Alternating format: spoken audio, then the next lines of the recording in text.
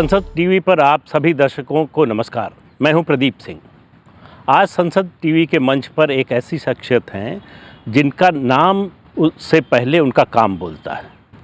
बात समाज सेवा की हो, बात संगठन की हो, चुनावी रणनीति की हो या शासन की, उनका काम जो है वो अलग से बोलता है।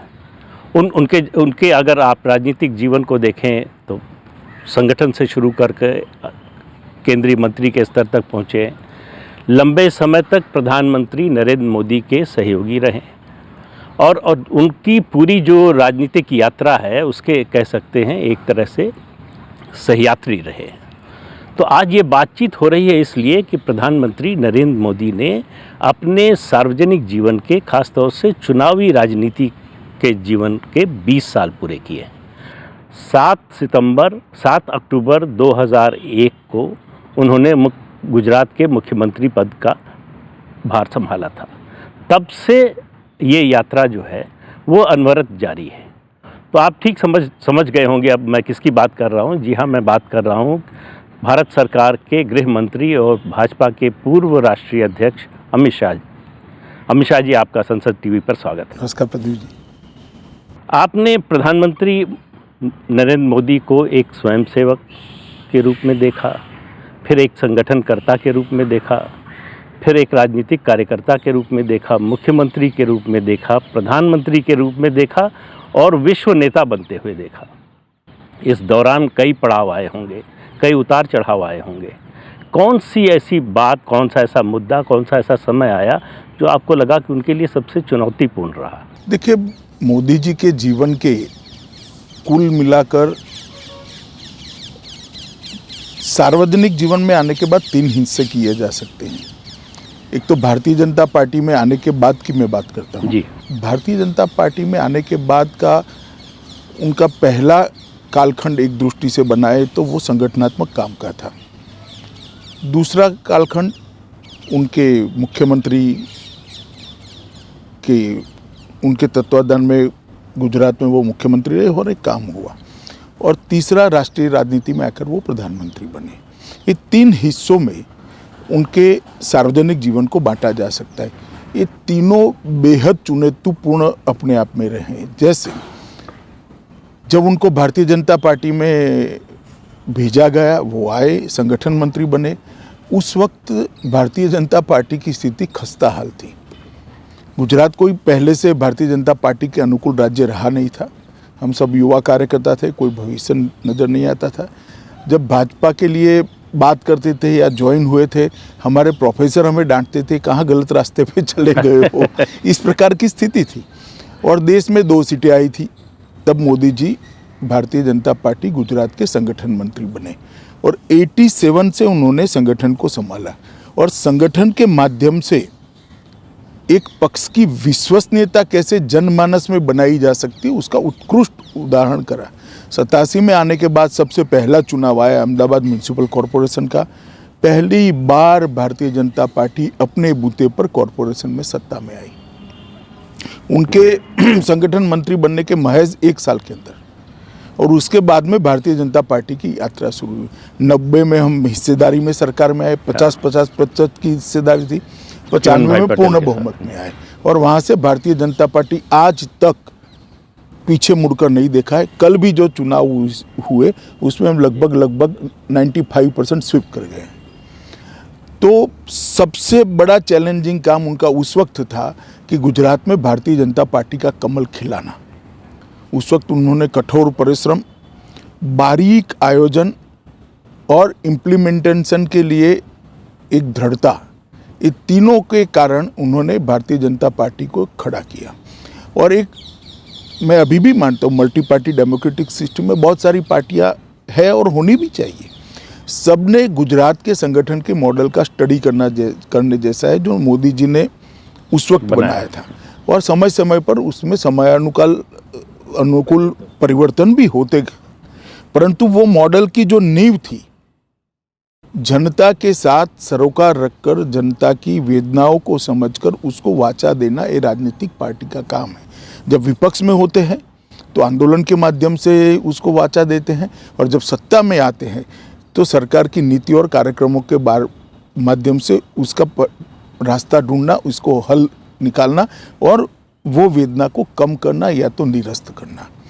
मैं मानता हूँ एक बहुत बड़ी चैलेंज उनके लिए थी उस वक्त कि भारतीय जनता पार्टी को गुजरात में प्रस्थापित करना। हम तीसरे नंबर पर थे और तब से लेकर जो शुरू हुआ है आज तक भारतीय जनता पार्टी पूरी दुनिया देख रही है, इसको हम लगातार जीतते जा रहे हैं। दूसरा बड़ा चैलेंज उनके सार्वजनिक जीवन में आया कि जब वो गुजरात के मुख्यमंत्री बने।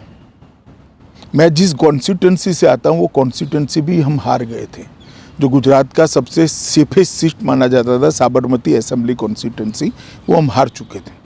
अच्छा। बड़ा भूकंप आया था, सारे कॉरपोरेशन के चुनाव, जिला पंचायत के चुनाव, तहसील पंचायत के चुनाव कांग्रेस स्वीप कर गई थी। 70 के दशक के बाद पहली बार Bharatiya Janata party Rajkot municipal corporation में हारी थी। 70 के दशक के बाद, जनसंघ के समय से लेकर आज तक। और अहमदाबाद म्यूनिसिपल कॉरपोरेशन हम 87 के बाद पहली बार हारे। उस समय उनको गुजरात की धुरा सौंपी गई और उस वक्त की राष्ट्रीय राजनीति की भी कल्पना करते हैं तो एक बहुत लंबा कालखंड यहाँ पर गठजोड़ की राजनीति का रहा। जो सरकारें आई, पूर्ण बहुमत की सरकारें नहीं थी, मिली जुली सरकार थी, कभी 20 पार्टियां, कभी 25 पार्टियां, कभी 30 पार्टियां। अटल जी के नेतृत्व में सरकार बनी, वो भी कोई पूर्ण बहुमत की एक पार्टी की सरकार नहीं थी।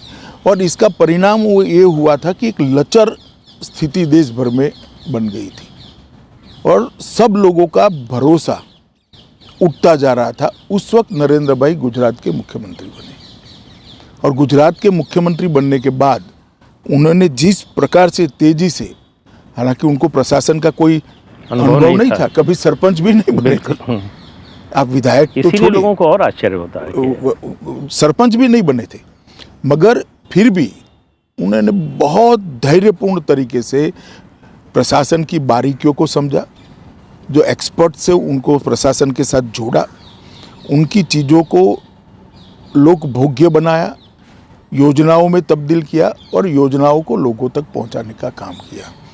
और जो भूकंप एक ज़माने में भाजपा के लिए एक धब्बा बन जाएगा ऐसा लगता था, वो भूकंप के काम की पूरे विश्व ने बुरी बुरी सराहना की। और आज आप भुज जाकर देख लीजिए, एक और लातूर का भी भूकंप था, एक बार भुज का भी है। पूरा नवनिर्माण किया, पूरा भुज का नवनिर्माण हुआ। सिर्फ नवनिर्माण नहीं हुआ, भुज की विकास दर उसके बाद 37% ज़्यादा बनी। और आज भुज के अंदर पानी भी है, इंडस्ट्री भी है, एजुकेशन भी है। पहले भुज का पोस्टिंग पनिशमेंट पोस्टिंग माना जाता है, प्राइम पोस्टिंग माना जाता है। इतना बड़ा परिवर्तन लाए और अपने मुख्यमंत्री काल में उन्होंने एक नया मॉडल बनाया कि विकास को कैसे सर्वस्पर्शीय, सर्वसमावेशक बनाया जा सकता है। और इसके लिए उन्होंने ढेर सारी योजनाएं लेकर आए। जैसे मैं 2-3 योजनाओं का ही जिक्र कर पाऊंगा समय मर्यादा देखते हुए। वन बंधु कल्याण योजना, सबसे निग्लेक्टेड गुजरात में आदिवासी थे। कांग्रेस ने उनका वोट बैंक के नाते तो उपयोग किया, परंतु कभी उस तक विकास नहीं पहुंचा था। उन्होंने सारी बिखरी हुई योजनाओं को जोड़ा और पहली बार गुजरात में उनका जो संविधान का दिया हुआ अधिकार था कि उनकी जनसंख्या के अनुपात में बजट में उसको हिस्सेदारी मिले, पहली बार नरेंद्र मोदी जी ने 2003 के बजट के अंदर उनको दिया। और वन बंधु कल्याण योजना ने पूरे गुजरात के ट्राइबल एरिया का विकास का रास्ता खोल दिया। और आज ट्राइबल एरिया में बड़े भरोसे से कह रहा हूँ, कोई भी क्रिटिक से क्रिटिक एनालिसिस करने वाला व्यक्ति वहाँ पहुँच जाए, सूरत शहर और डांग के जिले के बीच में कोई अंतर वो नहीं ढूंढ पाएगा। इतना बड़ा परिवर्तन हुआ। इसी तो प्रकार से राजनीतिक लाभ भी मिला। राजनीतिक लाभ दूसरी बात है, मगर लोगों का भरोसा लोकतंत्र के अंदर दृढ़ हुआ। सागर छोड़ के हमारे किनारे थे तो उसके लिए भी एक योजना लेकर आए, वो भी निग्लेक्टेड पड़े थे, जबकि सबसे ज़्यादा खनिज संपदा वहीं थी। रेवेन्यू सबसे ज़्यादा वहाँ से आती थी, बंदरों के कारण सबसे ज़्यादा इंडस्ट्री वहाँ लगी थी। पूरे सागर छोर के किनारों को रोड से जोड़ दिया और इसके वहाँ पर हर तहसील की एक डेवलपमेंट प्लानिंग बनाई गई और सागर खेडू विकास योजना वहाँ उन्होंने शुरू की। आज वो एरिया पूरा गुजरात की इंडस्ट्रियल डेवलपमेंट का बैकबोन बना हुआ है। और तीसरा, हमारे यहाँ देश भर में था उस वक्त सबसे बड़ा प्रॉब्लम ड्रॉप आउट का था, enrolment and drop out education में, प्राइमरी एजुकेशन की मैं बात कर रहा हूँ। तो गुजरात जैसे राज्य में बहुत बड़ी समस्या थी। उन्होंने खुद कड़ी धूप के अंदर पटवारी से लेकर मुख्यमंत्री तक सब लोगों ने 5 दिन शुद्ध रूप से 5 दिन में 25 स्कूलों में जाना है और महोत्सव के रूप में बच्चों के एनरोलमेंट का कार्यक्रम शुरू करा है और हमारे एनरोलमेंट को 100% तक पहुंचाया। और उसके बाद वहाँ अभिभावकों की कमेटी बनवाई। ये स्केल और स्पीड का जो है उनका कॉन्सेप्ट वहीं से आया है। वो शुरू से है, वो शुरू से है। संगठन में भी था, सरकार में भी था, गुजरात के मुख्यमंत्री थे तब भी था। और उन्होंने अभिभावकों की कमेटी बनाई, विशेषकर माताओं की कमेटी बनाई। कोई भी बच्चा स्कूल नहीं आता है तो इसकी चिंता होती थी, मास्टरों की जिम्मेदारी तय कर दी। और ये सारी चीज़ों के बाद प्राइमरी एजुकेशन में गुणवत्ता बढ़ाने के लिए भी गुणोत्सव कर एक कार्यक्रम लिया और इसके कारण परिणाम में आया, एनरोलमेंट 67% था, वो 100% पहुंचा। ड्रॉप आउट रेशियो 37% था, वो पॉइंट समथिंग पहुंच गया, 1% से नीचे चला गया। अब इसका इवैल्यूएशन कोई करेगा तो मालूम पड़ेगा कि देश के विकास में, गुजरात के विकास में इसका कंट्रीब्यूशन क्या हो सकता है। एक अनपढ़ आदमी देश पर कितना बड़ा बोझ बनता है, ना जो अपने संविधान के दिए हुए अधिकारों को जानता है, ना संविधान ने हमसे जो अपेक्षा करी है वो दायित्व को जानता है, वो कैसे एक अच्छा नागरिक बन सकता है। इसके अंदर आमूलचूर परिवर्तन है। इसी प्रकार से शहरी विकास, ग्रामीण विकास, औद्योगिक नीति, वाइब्रेंट गुजरात का उन्होंने एक बहुत बड़ा एक्सपेरिमेंट करा। खावड़ा तक पानी भी उनके समय में ही पहुंचा। नर्मदा योजना को अंजाम तक पहुंचाने का काम किया। सोनी योजना लाकर गुजरात के अंदर लगभग टैंकर राज को समाप्त कर दिया। गुजरात ऐसा एक क्षेत्र था जहाँ टैंकरों की इंडस्ट्री चलती थी क्योंकि गांव में पानी नहीं होता था। आज फ्लो से पानी हर गांव में जाता है, पीने की पानी की कहीं किल्लत नहीं है। और दृढ़तापूर्वक, कठोरता से नीति बनाकर जो काम किया, इसका परिणाम ये है कि गुजरात के कई जिले आज काली यादी से बाहर आ चुके हैं। 100 फुट भूगर्भ जल का लेवल ऊपर आया है। पूरे भारत में एक ही ऐसा क्षेत्र है जहाँ भूगर्भ जल में बढ़ोतरी हुई। तालाबों को बहुत डीप करने का काम किया गया, छोटे छोटे चेक डैम बनाए गए, नर्मदा का जो बाढ़ का पानी था उसको तालाबों में डाइवर्ट कर। इस प्रकार से एक दूसरी चैलेंज को उसने इतने अच्छे तरीके से लिया कि देश भर के अंदर जो मिलीजुली सरकारों का एक युग था, वो युग में एक छवि बनी थी कि ये मल्टी पार्टी डेमोक्रेटिक सिस्टम शायद फेल तो नहीं कर जाएगी। गुजरात के नरेंद्र भाई के सफल मुख्यमंत्री काल के दौरान न केवल गुजरात, देश भर में एक आशा का किरण जागृत हुआ कि मल्टी पार्टी डेमोक्रेटिक सिस्टम में कोई दोष नहीं है, ये सफल हो सकती है, ये डिलीवर कर सकती है, अंतिम व्यक्ति तक जा सकती है। और वेलफेयर स्टेट की जो कल्पना, कल्याण राज्य की कल्पना, मैं पश्चिम की कल्पना की नहीं बात नहीं करता, अपने संविधान निर्माताओं ने जो कल्पना करी थी वो साकार हो सकती है। तो ये दूसरी चैलेंज थी। और तीसरी चैलेंज जब वो भारत के प्रधानमंत्री बने तब आए। आप जानते ही हो, मैं डॉक्टर मनमोहन सिंह जी की सरकार के लिए कोई टिप्पणी करना नहीं चाहता, ये कोई राजनीतिक मौका भी नहीं है, परंतु हर क्षेत्र के अंदर देश नीचे नीचे नीचे जाता। 12 लाख करोड़ के घपले, घोटाले, भ्रष्टाचार सरफेस पर आ चुके थे। सार्वजनिक जीवन पर श्रद्धा पाताल के अंदर पहुंच गई थी। दुनिया भर में देश का कोई सम्मान नहीं था। हमारी आंतरिक और बाहरी सुरक्षा बिल्कुल लचर हो पड़ी थी। पॉलिसी पैरालिसिस हो चुका था। नीतिगत फैसले महीनों तक सरकार की आंतरिक उलझनों में उलझते रहते थे। एक मंत्री महोदय ऐसे थे पूरे 5 साल कैबिनेट में ही नहीं आए। कई सारी ऐसी चीजें थी जो सवाल करती थी कि कैसे चल सकता है। ऐसे माहौल में मोदी जी ने देश के प्रधानमंत्री का चैलेंज उनके सर पर आया और आज हम देख सकते हैं कि 7 साल के अंदर सारी व्यवस्थाएं अपनी अपनी जगह सही।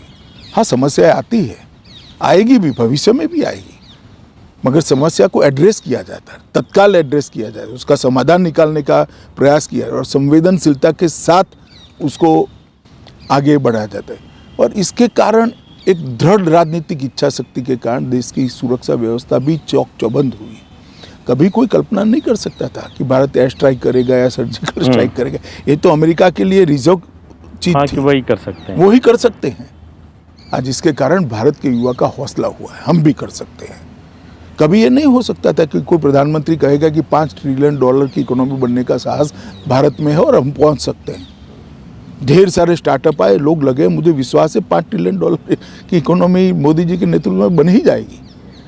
और 11 नंबर की अर्थव्यवस्था से 5वें नंबर की अर्थव्यवस्था, 6ठे नंबर की अर्थव्यवस्था हम बन चुके हैं। हाँ। बहुत बड़ा जंप आया है, ढेर सारे सुधार हुए हैं, रिफॉर्म्स हुए हैं, ईज ऑफ डूइंग बिजनेस में भी हमने परिवर्तन। तो मोदी जी के जीवन में जो 3 बड़े बड़े आप स्टेज, तीनों स्टेज चुनौतीपूर्ण थे और उन्होंने बड़े धैर्य से, मक्कमता से और दृढ़ राजनीतिक इच्छा शक्ति के साथ तीनों चैलेंजों को सफलतापूर्वक पार करा। मैं मानता हूं उनकी लीडरशिप की ये बहुत बड़ी क्वालिटी है। आपने अभी बात में जिक्र किया कि एक समय लगने लगा था कि मल्टी पार्टी डेमोक्रेसी फेल हो जाएगी। राजनीति में, सार्वजनिक जीवन में परसेप्शन का बहुत महत्व होता है। मीडिया और बुद्धिजीवियों का एक वर्ग है देश में जिसका मानना है कि मोदी जी अधिनायकवादी हैं, डिक्टेटरशिप में यकीन करते हैं, किसी से सलाह मशविरा नहीं करते, अपनी चलाते हैं। तो आपको लगता है कि आप लंबे समय से उनसे जुड़े हुए हैं, आपका अनुभव इस पर क्या कहता है? मैं अपने आप को सौभाग्यशाली मानता हूं कि मुझे संगठन और सरकार दोनों में मोदी जी के साथ काम करने का मौका। पहले गुजरात के संगठन में, फिर गुजरात सरकार में, और यहाँ मैं राष्ट्रीय अध्यक्ष था, तब मोदी जी प्रधानमंत्री थे, और अब उनकी सरकार का मैं मंत्री हूँ। मैंने मोदी जी को नज़दीक से काम करते हुए देखा है। ये सारे लोग जो आरोप लगा रहे हैं बिल्कुल बेबुनियाद आरोप है। मैंने मोदी जी जैसा श्रोता देखा ही नहीं है। किसी भी समस्या के लिए बैठक हो, कम से कम मोदी जी बोलते हैं, बहुत सब लोगों को धैर्यपूर्वक सुनते हैं और फिर उचित निर्णय लेते हैं। और कई बार तो हमें भी लगता है क्या भाई इतना सोच विचार हो रहा है। 1 बार बैठक, 2 बार बैठक, बहुत धैर्यपूर्वक वो निर्णय करते हैं और छोटे से छोटे व्यक्ति के सुझाव की गुणवत्ता के आधार पर वो महत्व देते, व्यक्ति के आधार पर नहीं देते। तो ये कह देना कि वो निर्णय थोपने वाले नेता है, जरा भी सच नहीं है। और जो लोगों ने उनके साथ काम किया है, काम करने वालों में भी क्रिटिक होते हैं, वो भी इतना तो जरूर कहेंगे कि इतनी डेमोक्रेटिक तरीके से कैबिनेट कभी नहीं चलती होगी, इतनी डेमोक्रेटिक तरीके से मोदी जी के प्रधानमंत्री ना थे। और मैंने उनके जैसा श्रोता, लिसनर देखा नहीं है। फिर ये परसेप्शन क्यों बना? जानबूझकर बनाया गया या कुछ घटनाओं की वजह से बना? देखिए, जानबूझकर ही बनाया जाता है और वो डिसिप्लिन के आग्रही है। तो कोई फोरम में जो डिस्कशन होता है वो बाहर नहीं आएगा। एक जमाने में आ जाता था सब आप लोगों के उपयोग के लिए, अब नहीं आता है। तो को लोगों को मुश्किल होती है, बहुत कम आता है। तो लोगों को लगता है फैसला मोदी जी ने ले लिया। लोगों को मालूम नहीं है कि, जनता को भी मालूम नहीं है, जर्नलिस्टों को भी मालूम नहीं है कि ये सामूहिक चिंतन का परिपाक है। निर्णय तो ऑफकोर्स वो ही करेंगे क्योंकि वो प्रधानमंत्री है और उनको ही करना चाहिए। जनता ने अधिकार उनको दिया है, बाकी सारे मंत्री को फिर मोदी जी ने अधिकार दिया है। यही तो हमारा संविधान है। परंतु सबके साथ चर्चा कर सबको बोलने का मौका देकर, सबके प्लस माइनस पॉइंट सुनकर ये फैसले होते, ऐसी छवि इसलिए नहीं बनती कि वो डिसिप्लिन के आग्रही है। और कुछ लोग, जो बड़ा दुर्भाग्यपूर्ण है जो मैं बोलने जा रहा हूं, कुछ लोग जो हमारे वैचारिक विरोधी हैं, वो सत्य कुछ भी हो, सत्य को तोड़ मरोड़ कर लोगों के सामने कैसा रखना, वो भी प्रयास हम तो देख ही रहे हैं, आप भी शायद देखते होंगे। और इसके कारण छवि को आहत करने का भी एक सुनियोजित प्रयास हुआ है। ऐसा कहते हैं कि राजनीति में जोखिम लेने से नेता बचते हैं क्योंकि एक अनिश्चितता उससे पैदा होती है कि ये जोखिम लिया, इसका क्या नतीजा होगा, हमारे ऊपर क्या असर पड़ेगा। लेकिन मोदी जी के बारे में देखा जाता है कि जैसे वो जिद करके जोखिम लेते हैं। आप नोटबंदी का फैसला देखिए, 3 तलाक, अनुच्छेद 370। देखिए, मैं आपकी बात से पार्शियली सहमत हूँ। जिद कर कर शब्द प्रयोग ठीक नहीं है, वो जोखिम लेकर फैसला करते हैं वो सही है, क्योंकि उनका मानना है और कई बार सार्वजनिक जीवन में उन्होंने कहा भी है कि हम देश बदलने के लिए सरकार में आए हैं, सरकार चलाने के लिए सरकार में नहीं आए। हमारा लक्ष्य देश के अंदर परिवर्तन लाना है। 130 करोड़ की जनता को विश्व में, दुनिया के सबसे बड़े लोकतंत्र को विश्व में एक सम्मानजनक स्थान पर पहुंचाना है, जो जबकि पोटेंशियल सालों से यहाँ पड़ा है। हमारा युवा धन पश्चिम और अमेरिका की ओर न जाता अगर ये फैसले सालों पहले हो गए होते तो, जो आज हो रहे हैं। मैं किसी का क्रिटिसिज्म करना नहीं चाहता, मगर वो इसलिए नहीं डरते हैं कि सत्ता में बने रहना लक्ष्य नहीं है, जो चलता है उसको चलने देना, आराम की जीवन जीना भी लक्ष्य नहीं है। एकमात्र लक्ष्य है भारत प्रथम, इंडिया फर्स्ट। ये लक्ष्य लेकर वो चलते हैं और इसीलिए इसी में से दृढ़ राजनीतिक इच्छा शक्ति का निर्मित होती है। और जब दृढ़ राजनीतिक इच्छा शक्ति के साथ आप एक रास्ता तय कर लेते हो कि मुझे देश को यहाँ पहुँचाना है, तो हर क्षेत्र के अंदर आप फैसले देखिए। नोटबंदी का फैसला और कोई ले ही नहीं सकता, मैं आपको बताता हूँ। इतना बड़ा फैसला उन्होंने लिया और हमारी टीका करने वाले जो करेंगे वो करेंगे, मगर मैं बताता हूँ इससे देश के अर्थतंत्र के माहौल में बहुत बड़ा परिवर्तन आया कि नहीं, ये सरकार का व्हील है, काला धन नहीं चलेगा। कई बार व्हील का परिचय कराना, इच्छा का परिचय कराना भी बड़ी बात होती है। इसी प्रकार से जीएसटी, चिदम्बरम साहब से लेके प्रणब मुखर्जी साहब सब बात तो करते थे, अच्छी अच्छी अंग्रेजी में बोलते थे, परंतु किसी की हिम्मत नहीं पड़ती थी। मोदी जी ने केंद्र का राज्य का फर्क भूलकर कि फेडरल स्ट्रक्चर है, हम एक टीम है, काफी ऐसी चीजें थी जो राज्यों में अविश्वास पैदा करती थी, उसको हटा दिया और जीएसटी को सर्वानुमत से, और मैं गर्व के साथ कह सकता हूं इक्का दुक्का चीज छोड़कर जीएसटी काउंसिल में एक भी फैसला बहुमत से नहीं लिया गया है, सर्वानुमत से लिया गया है। जबकि जीएसटी काउंसिल में सभी दल की सरकारों के वित्त मंत्री हैं। 3 तलाक का उन्मूलन, किसी में हिम्मत नहीं थी। शाहबानू के केस को रिवर्ट करना पड़ा था, कानून को बदलना पड़ा, राजीव गांधी सुप्रीम कोर्ट के फैसले को बदला, उनको बदलना पड़ा था। 1 रैंक 1 पेंशन, कोई हिम्मत नहीं करता था। चीफ ऑफ डिफेंस स्टाफ का नया कंसेप्ट डिफेंस के क्षेत्र में, कोई हिम्मत नहीं करता था। सर्जिकल और स्ट्राइक और एयर स्ट्राइक का सवाल ही पैदा नहीं होता था। हम चुप हो जाते एक आध दो निवेदन कर कर। आज सबको मालूम है कि भारत की सीमाओं के साथ कोई छेड़खानी बर्दाश्त नहीं की जाएगी। धारा 370, 35 से सबको मालूम था कि टेम्पररी था, अब इसकी जरूरत नहीं है, कोई छूने की हिम्मत नहीं करता था। इसी प्रकार से हमारी संस्कृति को लोगों तक पहुंचा, दुनिया तक। योग दिवस कितना बड़ा फैसला है, यूएन जनरल असेंबली ने इसको स्वीकार किया, योग दिवस को। बहुत बड़ी बात है। भारतीय संस्कृति का इतना बड़ा एक्नॉलेजमेंट शायद ही कभी हुआ होगा। पेरिस समझौता, बड़े बड़े देश ये लक्ष्य को घोषित करने के लिए, प्राप्त करने की बात छोड़ो, घोषित करने के लिए झिझकते थे। मोदी जी ने कहा कि ग्लोबल वार्मिंग और जलवायु परिवर्तन को रोकना है, तो ये लोगों को मिली है। 60 करोड़ लोग आए, आश्वस्त है, घर में कोई भी आपत्ति आ जाए हमें चिंता करने की जरूरत नहीं, मोदी कार्ड को स्वैप करेंगे और हम हमारा इलाज करा देंगे। दुनिया में कोई नहीं सोच सकता 130 करोड़ के देश को मुफ्त वैक्सीन दी जाएगी। ये बाकी सारे कंपैरिजन करते हैं अंग्रेजी अखबारों में लिखकर, उनको मालूम नहीं है कि अमेरिका का आबादी उत्तर प्रदेश जितना है और 130 करोड़ का देश, 130 करोड़ लोगों को मुफ्त वैक्सीनेशन दे। बहुत साहसी फैसला है। 43 करोड़ बैंक खाते खुल गए और 80 करोड़ लोगों को कोरोना में हमने मुफ्त राशन देने का काम किया। 80 करोड़ लोगों को 1 साल तक, 1.5 साल तक मुफ्त राशन दिया है। उसका बड़ा असर है लोगों पर। और मैं इसको असर से थोड़ा ऊपर जाकर सोचता हूँ, ये प्रधानमंत्री जी की सरकार की संवेदनशीलता है जो ये योजनाएं बनाती हैं। हम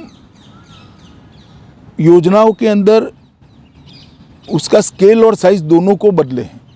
पहले होता था इतने घर बनाएंगे अब हम कहते हैं कि सबको घर मिलेगा। पहले इतने घर में विद्युत पहुंचेगी, बिजली पहुंचेगी, अब कहते हैं कि सबके घर पहुंचाना है। पहले इतने शौचालय बनाएंगे, अब सब शौचालय सबके घर में पहुंचा। पहले गैस इतने देंगे, अब सबके घर में गैस। तो एक स्केल बदलने का काम किया, और ये स्केल बदलते ही 60 करोड़ लोग जो अपने आप को आज़ादी के साथ ना जोड़ते थे, ना लोकतंत्र के साथ जोड़ते थे, ना देश के अर्थतंत्र के साथ अपने आप को, क्योंकि वो तो बेनिफिशियरी था ही नहीं बेचारा। आज वो 60 करोड़ लोगों में एक आत्मविश्वास जगा है कि नहीं, ये देश की विकास में मेरा भागीदारी है, देश मेरा सोचता है, और ये 60 करोड़ लोगों की एक नई ऊर्जा देश के विकास के अंदर जुड़ी है। मैं मानता हूँ ये बहुत बड़ी बात है। लोकतंत्र का अर्थ क्या है? समविकास करना यही लोकतंत्र है।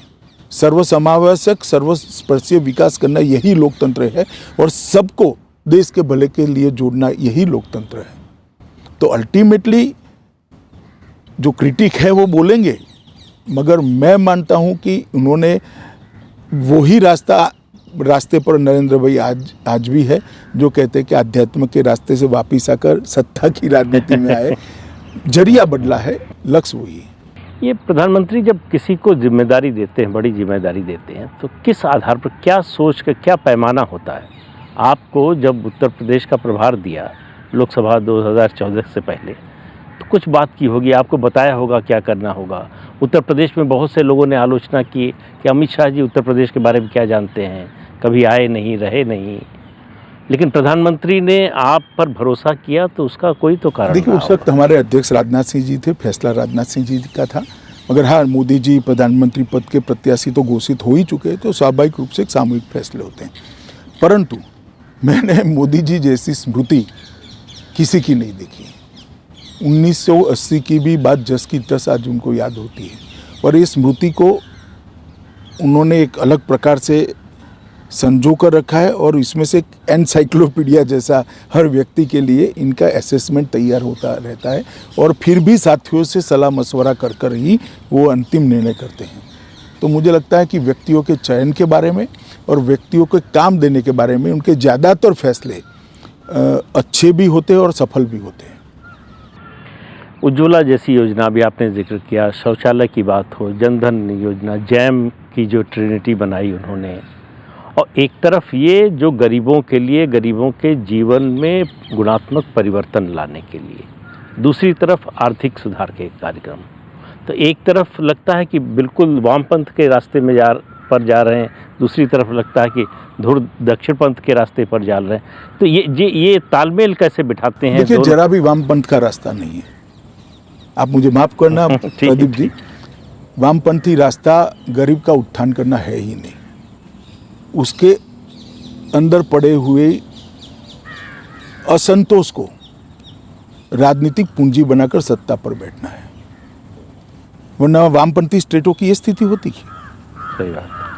आज बंगाल का स्थिति देखिए, 27 साल के वामपंथी शासन के बाद, और गुजरात का स्थिति देखिए, त्रिपुरा का स्थिति देखिए, गुजरात का स्थिति देखिए। परंतु ये जो आप कह रहे थे कि वामपंथी और दक्षिणपंथी के बीच में कोई अंतर्द्वंद है, मैं नहीं मानता ऐसा है। ये बिल्कुल, देखिए, सरकार किस चीज़ के लिए होती है, कर किस चीज़ के लिए वसूला जाता है? जिस पर ईश्वर की कृपा है, जो ज़्यादा परिश्रमी है, जिसके अंदर ज़्यादा मेगा है, जिसके अंदर ज़्यादा प्लानिंग की क्षमता ईश्वर ने दी है, वो ज़्यादा पैसा कमाता है, तो उसको कमाने देना चाहिए, क्योंकि इससे देश का विकास होता है। उसके पास से कर वसूल कर जो पिछड़ा हुआ है इसके पास पहुंचाना, इसी के लिए तो सरकार होती। बजट की व्याख्या क्या है? सीधी सरल लेमैन की व्याख्या क्या है? जिसके पास ज़्यादा है उसके पास से उचित प्रतिशत में लेकर, जिसके पास नहीं है उसको पहुंचाना, और पूरे देश की व्यवस्थाओं को चलाना, यही तो बजट है। बजट क्या है? ये हमारी एक भी योजना वोट बटेने की योजना नहीं है, आप समझ कर चलिए। एक भी योजना नहीं, एक भी योजना में हमने किसी को सीधा पैसा नहीं दिया है। अच्छा रास्ता तो इधर चुनाव तो गैस सिलेंडर क्यों देना, भी 2500 रुपया ही दे दो। और दिया भी जाता था पहले। हमने ये नहीं करा। 2500 रुपया देकर उसके अंदर एक नई आशा का किरण जागृत किया, गैस देकर, उसके जीवन स्तर को उठाकर नया आत्मविश्वास भरा। जब घर में साइकिल होती है तो स्कूटी लाने का मन होता है, स्कूटी होती है तो स्कूटर लाने का मन होता है, स्कूटर होती है तो मोटरसाइकिल लाने का मन होता है, मोटरसाइकिल होती है तो कार लाने का मन होता है। इसके अंदर आशा का संचार कर कर उसके जीवन को, उसकी सोच को उद्वगति देकर देश के विकास के साथ जोड़ने का हमने एक रास्ता किया। ये वामपंथी विचार है ऐसा मैं नहीं मानता। तो मुझे लगता है सरकार का काम है। तो क्या लगता है आपको इसी वजह से मोदी सरकार की योजनाओं, नीतियों से ज़्यादा मोदी पर व्यक्तिगत हमले होते हैं? उनकी व्यक्तिगत आलोचना, निंदा, भर्त्सना ये जो होती है, निजी आक्षेप, कि इन मुद्दों पर जवाब नहीं दे सकते? नहीं, ऐसा नहीं है। देखिए, मैं इसका अलग तरीके से एनालिसिस करता हूँ। अपनी विचारधारा के प्रति निष्ठा रखना एक बात है, और कोई और विचारधारा का व्यक्ति सफल हो जाए वो सहन न कर पाना एक अलग बात है। मोदी जी के केस में वो हुआ है। हमारे देश में 67 के बाद की कांग्रेस को गिन ले तो 3-4 बड़ी बड़ी विचारधाराएं चली। एक समाजवादी थे, वो आंदोलन सिमट कर पहले जातिवाद में परिवर्तित हुआ और फिर परिवारवाद में परिवर्तित हो गया। बिहार वगैरह छोड़कर पूरा परिवारवाद में। कांग्रेस का आंदोलन जो था, आंदोलन शब्द ठीक नहीं है, कांग्रेस पार्टी जो थी वो भी परिवारवाद में सिमट कर रहेगी। तो ये दोनों मिलाकर एक परिवारवाद हुआ, एक आइडियोलॉजी बन गया। जो मेरा है वही श्रेष्ठ है, मेरा परिवार ही श्रेष्ठ है। दूसरा, दक्षिणपंथी माने जाने वाले हम, मगर हम एकात्म मानववाद में मानने वाले लोग हैं। अंत्योदय हमारा मूल प्रेरणा स्रोत है हमारी नीतियों का। और तीसरा, वामपंथी विचारधारा। ये 3 विचारधारा के बीच में रहा और तीनों को पर्याप्त मौका मिला है। इस देश की जनता ने कांग्रेस से तो खैर मौका दिया, कांग्रेस को तो खैर कितना बड़ा दिया, वामपंथियों को भी 3 राज्यों में लंबे लंबे समय तक मौका मिला, समाजवादियों को भी बड़ा मौका मिला। मगर जहाँ जहाँ एनडीए की सरकार हुई वहाँ अच्छा हुआ, जहाँ भाजपा की सरकार हुई वहाँ अच्छा हुआ। और फिर नरेंद्र मोदी जी ने आकर इसको एक अलग डायमेंशन से बदला। अब मेरा कमिटमेंट मेरी विचारधारा के लिए हो राजनीति के अंदर बहुत अच्छा है, क्योंकि राजनीति के अंदर व्यक्ति ने विचारधारा के आधार पर ही काम करना चाहिए लोकतंत्र में। परंतु मेरे अलावे और कोई विचारधारा या तो कोई और विचारधारा रखने वाला नेता सफल होता है, इसको मैं सहन न कर पाऊं, ये अच्छा नहीं। कुछ परिवार तो आज भी मानते हैं कि हमारे परिवार के अलावा कोई कैसे देश का प्रधानमंत्री बन सकता है। तो फिर वहाँ विचारधारा का सवाल कहाँ से आया? तो नहीं, वो परिवारवादी विचारधारा है, वो एक आइडियोलॉजी बन चुकी है। देखिए, चाणक्य ने एक सूत्र दिया था कि ज्येष्ठ होता है वो श्रेष्ठ नहीं होता है, श्रेष्ठ होता है वो ज्येष्ठ होता है। इन्होंने किया कि मैं ही श्रेष्ठ हूँ, हमारे अलावे किसी को शासन करने का अधिकार नहीं है। जब मैं एसपीजी का कानून लेकर आया तो भाई गांधी परिवार को क्यों हटा रहे हो, भाई क्यों रखे? मेरा सवाल अलग है। ये कानून कोई गांधी परिवार के लिए नहीं है, देश के प्रधानमंत्री के लिए। आप बनो प्रधानमंत्री, चुन कर आओ, ऑटोमेटिकली आपको सुविधा मिलेगी। नहीं बनोगे तो छोड़ देंगे। कल को मेरी सरकार नहीं है तो मुझे भी आम आदमी की तरह जीना चाहिए। और हम रहे सालों तक ऑपोजिशन में, हमने कभी ये सवाल नहीं उठाए।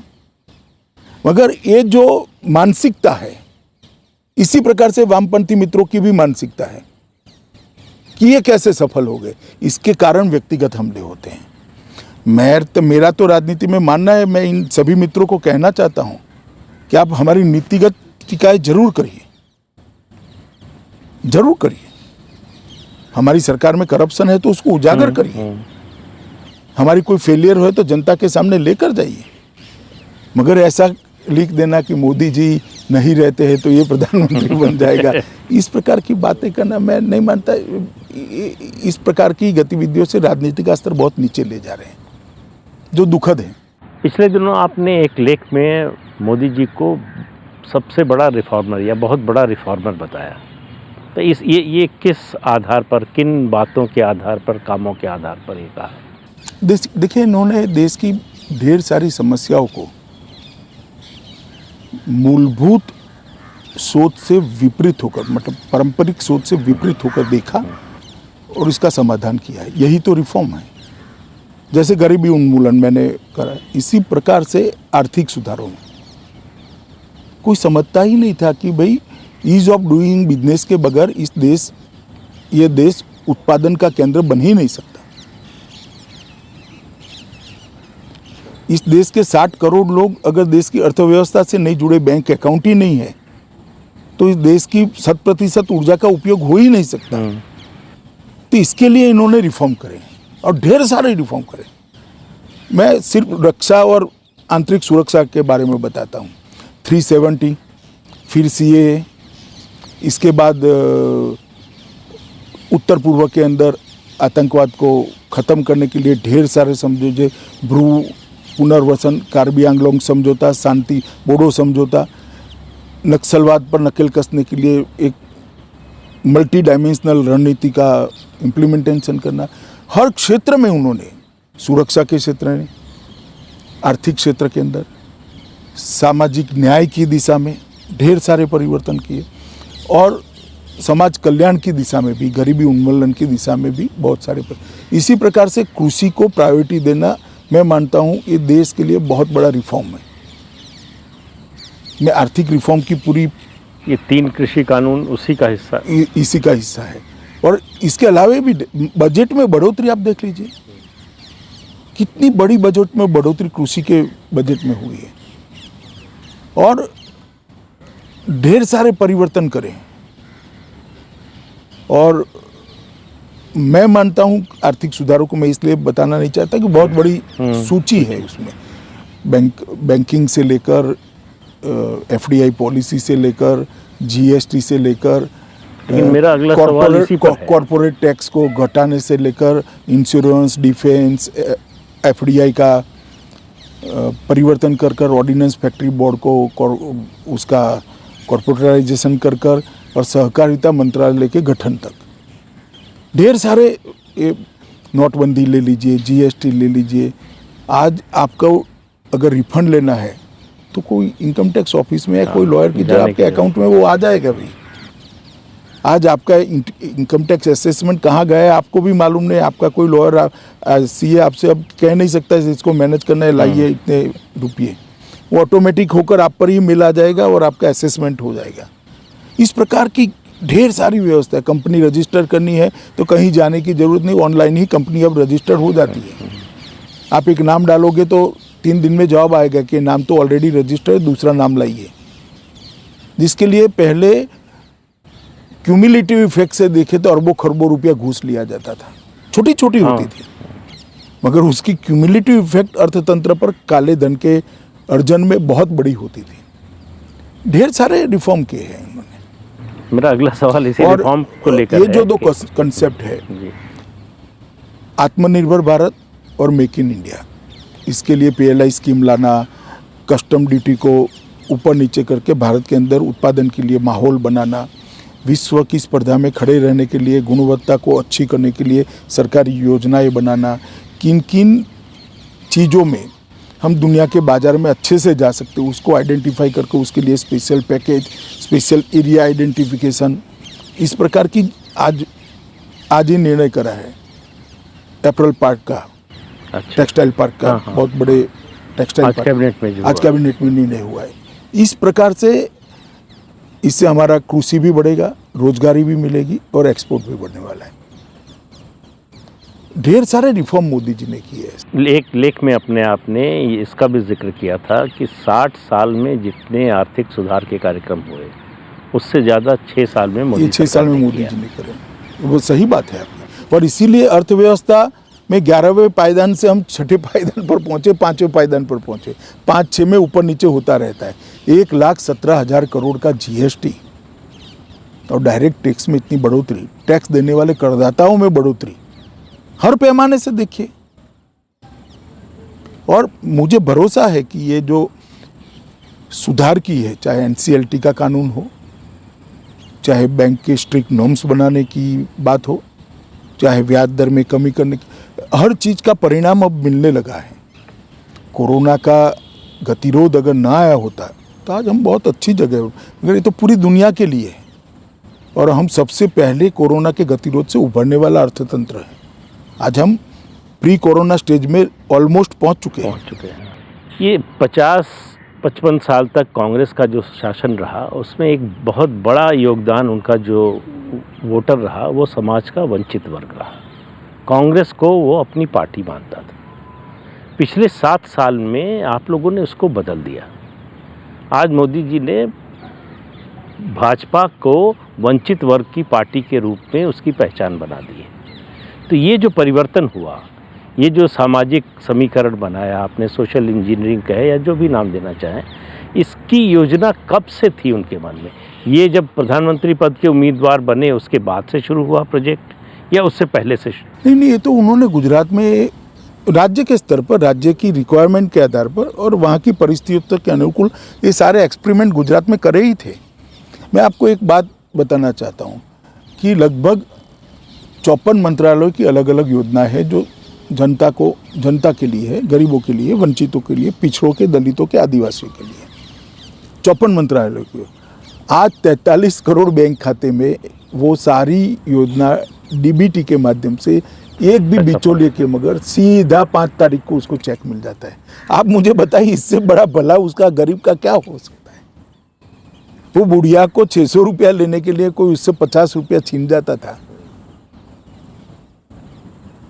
बच्चे के वजीफे से 10% कोई काट लेता था। आज ये सारी चीजें खत्म हो गई और ये सब करने के बाद भी कॉर्पोरेट टैक्स घटाकर यहाँ इन्वेस्टमेंट का माहौल बना है। हम 17% पर ले आए। ये सब करने के बाद भी राहुल गांधी जी को बोलने के लिए तो ठीक है, एक बार आपको साक्षात्कार का मौका मिले तो इतना जरूर पूछना भैया कि आपके शासन था तब इसमें से क्या क्या कर पाए थे। आप तो 10 साल तो रहे, उस वक्त आप सांसद भी थे और आपकी माताजी पार्टी अध्यक्षा थी, मनमोहन सिंह जी प्रधानमंत्री थे, तो क्या क्या कर पाए थे? एक बार जब आप साक्षात्कार वैसे देते नहीं है वो साक्षात्कार, मगर दिए तो जरूर पूछिएगा। ये गुजरात से दिल्ली तक के सफ़र में कोई ऐसा मोड़, कोई ऐसा मौका आया जब ये लगा कि ऐसा करेंगे तो सत्ता से बाहर हो सकते हैं, बाहर हो जाएंगे तो फिर काम कैसे करेंगे? क्योंकि ये सब आपने जो योजनाएं गिनाई, सरकार की उपलब्धियां गिनाई, ये तभी संभव है जब आप सत्ता में हो। ये जो है जनतांत्रिक राजनीति की या चुनावी राजनीति की एक सच्चाई है। देखिए, मैं ऐसा नहीं मानता विपक्ष में रिकवरी जनता का काम तो किया ही जा सकता है। हाँ, मगर इतना जरूर है कि यहाँ आप फैसले कर परिवर्तन कर सकते हैं। वहाँ फैसलों के अंदर के जो छिद्र होते हैं उसको उजागर करने का काम करते हो। तो सिस्टम सुधार के लिए, तो सिस्टमेटिक सुधार के लिए तो आप काम कर ही सकते हो, परंतु हमने कभी ऐसा नहीं सोचा कि ये करने से हम जीतेंगे या नहीं जीतेंगे। ना मोदी जी की पॉलिसी का हिस्सा हो, पॉलिसी बनाते वक्त ना ये सोच रहती है। नहीं, किसी पॉलिसी बनाते वक्त ऐसा हुआ हो तो पॉलिसी बनाते वक्त एक ही सोच होती है कि ये अच्छे परिणाम देगी या नहीं देगी और जो लाभार्थी है उसका कल्याण होगा या नहीं होगा। कई बार ऐसा होता है कि भाई जनता में पहले रिएक्शन आता है और उसका कई बार राजनीतिक खामियाजा भी भुगतना पड़ता है, मगर हम राजनीति में राजनीतिक पार्टी को जिताने के लिए नहीं है, हम राजनीति में देश को आगे बढ़ाने के लिए है, देश की समस्याओं का परमानेंट सॉल्यूशन लाने के लिए है, देश को सम्मानजनक जगह विश्व में दिलाने के लिए, देश को सुरक्षित करने के लिए, पूरे देश को शिक्षित करने के लिए और देश की संस्कृति को पूरे विश्व के अंदर उचित स्थान मिले, इसके लिए हम राजनीति के अंदर हैं। तो स्वाभाविक रूप से हम राजनीति में तो चुनाव तो जीतना चाहते ही है, प्रयास भी करते हैं, यत्न भी करते हैं उसके लिए, परंतु लक्ष्य वो नहीं है। प्रधानमंत्री नरेंद्र मोदी मेरी समझ से देश के अकेले नेता हैं जिनके खिलाफ 20 साल से लगातार अभियान चल रहा है और जो अभियान चलाने वाले हैं वो थक नहीं रहे।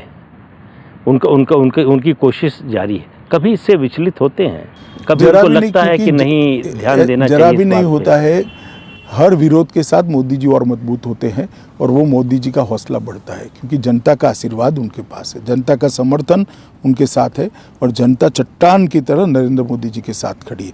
और लोकतंत्र में इससे बड़ी उपलब्धि क्या हो सकती है कि पूरे देश की जनता, एक आदमी कटु फैसले लेते हैं, कड़े फैसले लेता है। कई बार तो जनता के लिए भी कड़े फैसले होते हैं।